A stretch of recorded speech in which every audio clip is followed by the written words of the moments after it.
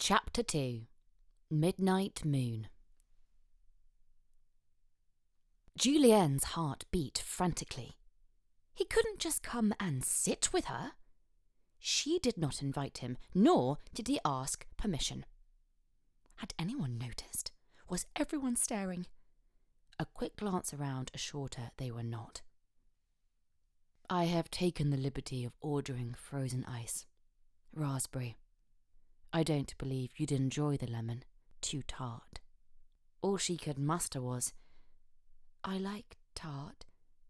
He shook his head. Not here. Too tart for your taste. Trust me. His eyes sparkled with the light of the candle between them. She knew nothing of this man, only that he had publicly declared himself a rogue, and that she could watch him for at least one lifetime without blinking. She wondered what he was thinking, what he wanted from her. I must do something, she thought, shifting in her chair. Say something. May I ask why you are sitting here? He leaned back, apparently mulling over her question. His black waves flowed gracefully when he placed his elbows on the table. All right. She stared at him blankly for a moment before realizing he had just given her permission to ask the question. She smiled reluctantly. Why are you sitting here? You have a beautiful smile. She concealed it readily, and her cheeks pinkened. Thank you, but if you insist on sitting with me... Oh, I do. Yes, I can see that, but I don't know you. People will talk. He dismissed her apprehension with a wave of his hand. Then get to know me. Ask me anything, he answered excitedly, as if it were a game he knew he could win. She acknowledged she should be annoyed. A proper young lady would be annoyed, but she wanted to smile at his complete disregard for societal norms. Too many questions whirled just outside her reach, as she was once again rendered speechless. I will help, he offered. I'm honestly not sure why I'm at your table, except that you fascinate me. What do you think of Renee? By all that's holy, I fascinate him. Renee? Antoine Renee, the artist. Do you know of him? Thoughts raced to catch up with the conversation. Renee? Yes, she knew of him. She nodded. What do you think of his works? She loved the artist, but wasn't convinced she should share that, or any other information about herself with this man. It was true she had just convinced her father to purchase a Renee as one of her engagement presents, one of a whimsical garden with large white blooms and 2 outdoor seats with refreshments awaiting some unknown guests. She knew exactly where she wanted to hang it in her new home. Did he somehow know this information? Was that why he was pursuing her? For her painting? You should be in one, he went on, cocking his head, though I doubt even Renee would capture your beauty. His voice wasn't reflecting seduction at all this time. He stated this as if it were mere fact. To be in a Renee painting, a shiver of delight ran through her. That was probably the grandest compliment she had ever received. He smiled. It was a smile of power, she thought, a power so strong that it caused a physical dome of electricity over their table. Julienne drew in a long, slow breath, trying to get this situation under control. I've thought of a question. Yes? What is it? Anything you want to know. He was having fun again. Well, we've hardly had a proper introduction, and I do not know your name. There was a flicker in his eyes, and they dropped to the candle between them. Before he could respond, the same man who had brought the note from Delmont appeared and placed the frozen ices before them. Julienne watched the man across the table closely. He was thinking deeply on something, even as he thanked the server and looked over his dessert. Once the server was gone, he looked up at her, one brow cocked. Bruce. You may call me Bruce. He was waiting for her reaction, but she hadn't one. His stare was intent, and she felt a sudden irrational fear. "My name is she faltered as his brilliant smile flashed before her, his face alight in teeth and dimples. "Jewel," he announced. "Eat your ice." She giggled. No one called her Jewel but her parents and her personal attendant and close friend, Sylvina. It was different hearing it from him. Very different. And in the silence that fell about their table, she decided she liked it. She liked it so much, in fact, she found she could not keep the smile from her lips as they ate their sweet dessert.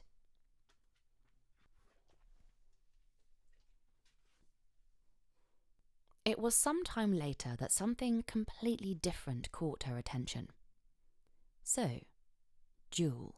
She had to force her eyes from his long, slim fingers, sliding his spoon slowly back and forth, sensually caressing his dish of raspberry ice. What extraordinary fingers! So long, tanned, graceful. "Jewel, May I be so bold as to inquire about your injured wrist?" "You, sir, I believe, are bold enough to inquire about my corset colour." He again flashed that smile, and her face flared red. Dear Lord above! She lowered her eyes and caressed her bruised wrist. How could she have said that? That was not appropriate.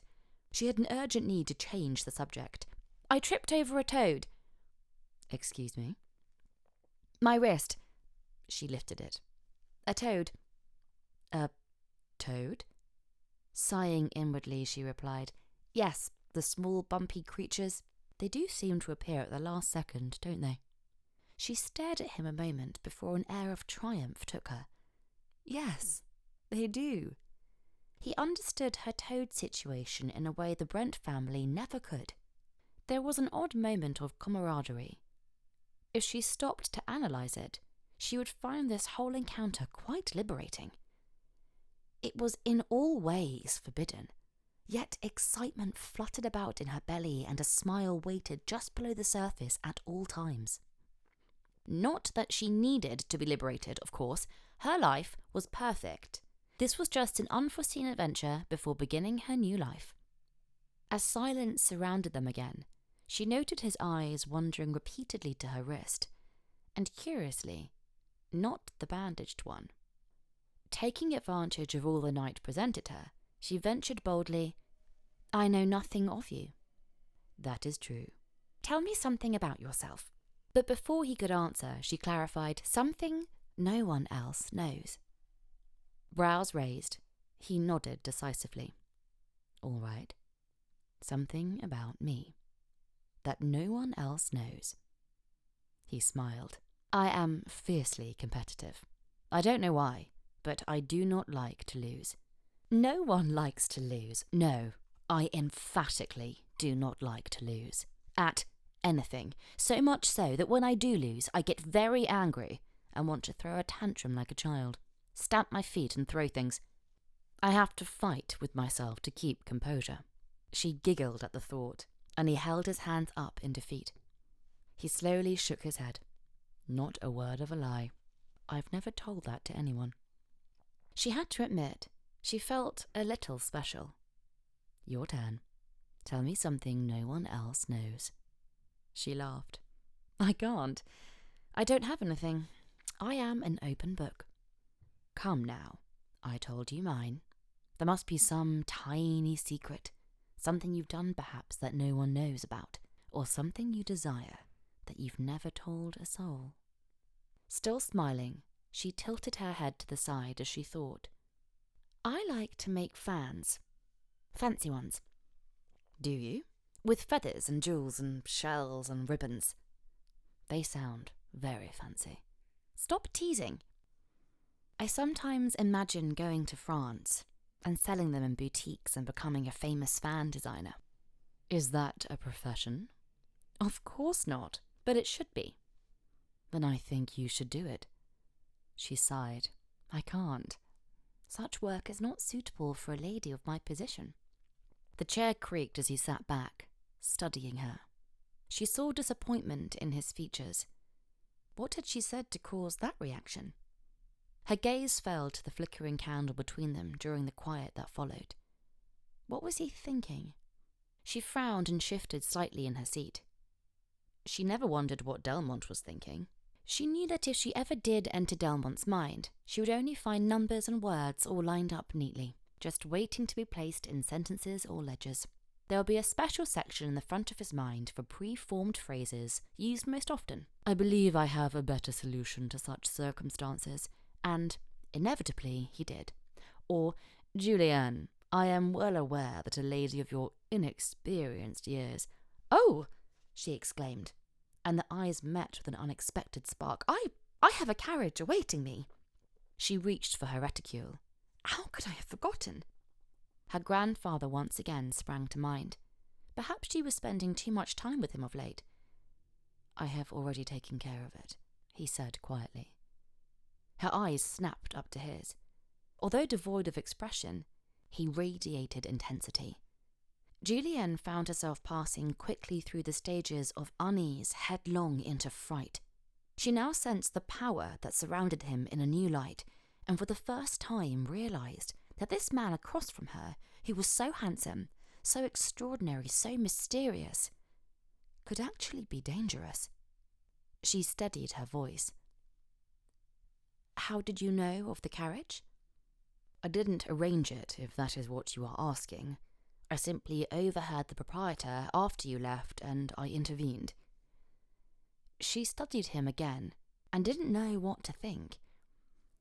I wanted to talk to you, he said. I saw the opportunity. He shook his head. It was obvious he didn't like explaining himself. I'll take you home. No, she said too quickly. I can take a carriage. He raised a brow as he stood. I wasn't going to carry you. Holding out his arm, she debated whether to take it. What else was she to do? Leave him there with his arm extended as she walked past him, drawing attention to herself and the situation was the last thing she wished for. She hesitantly slipped her hand through. Immediately, she was faced with the effects of his nearness. She stood much closer to him now than ever before, and piled on top of all the other sensations he elicited, one more was introduced by his close proximity. The heady, masculine scent of him. Unable to resist, she leaned her head towards him, feigning a glance at something that caught her interest, and inhaled deeply. She shouldn't have done that, she decided immediately, as her knees threatened to buckle. Making their way through the elegant dining area, she found that the glances from onlookers weren't as worrisome to her as she had expected. Her thoughts were pleasantly becoming completely occupied by the man beside her, and how he too appreciated the glitter and the glamour of the night and their surroundings. He seemed to absorb it as it surrounded him. She thought he was meant to be there, born to live the life of the elite. Although Delmont didn't appreciate the nonsense of such extravagance, she had no doubt that in time she could teach him to appreciate the finer things. Hesitantly, she looked up to once again study this dashing man, and an inexplicable ache swelled within her as she watched the soft smile form on his lips, even before he tilted his head to wink at her. The outside air was warm with a slight breeze. Round pools of light shone softly down the length of the road. With a deep breath, she was reminded of his nearness. Considering they were the only two outside, she had all the room in the world to move away from him. Her arm slipped free of his and she stood, looking down the road with unease, listening to the sounds of the city which seemed so far away. This was not the entrance she and Delmont had arrived through. I'll take you home, he said quietly. The sounds of a carriage approaching drew her attention. No, she protested loudly, looking up at him and taking a step backward. She was confused. This was a situation that called for alarm. She should be frightened and run back into the Cheshire. Yet she didn't want to. She wanted to stay there, alone with this stranger. What was she thinking? What was she doing? Why not? He asked, closing the space between them. his eyes an intense black in the night. She stared up at him, her thoughts muddled and rushing about. He was too close, his eyes too dark, tender yet ruthless at the same time. He reached out a strong tanned hand. A ring on his finger glinted in the dim light as he brushed her cheek gently. His dark eyes held her crystal ones. Slipping his hand with sensual slowness through her silken waves, she was forced to acknowledge the path of each long finger. When he rested his hand on her small waist, her lips parted with a gasp. She could feel the warmth of his hand burning through her gown, and his power as he drew her inexorably closer. Her hand closed over his arm hesitantly, whether to push him away or to feel his closeness. She wasn't sure. In one motion, he swept her up flush against him, almost lifting her from the ground, and brought his lips down on hers. Her body weakened in response to his gentle but insistent kiss. Surely this was happening to somebody else, she thought. Melting against him, her last lucid thought was curiously, cinnamon. His hold tightened around her, possessive and greedy. Irrelevant thoughts swirled about her, drowning out all rationale, and her body acted on its own.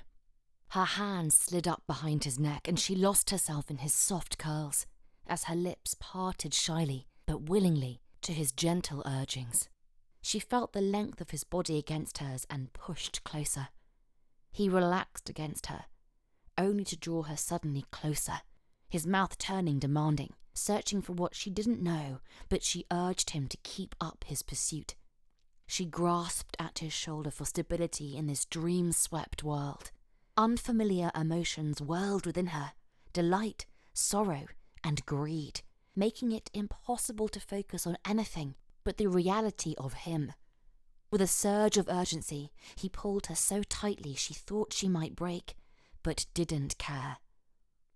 Then suddenly, he relaxed again and released her.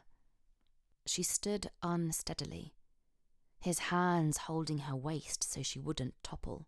His stare was enigmatic as he just looked down at her.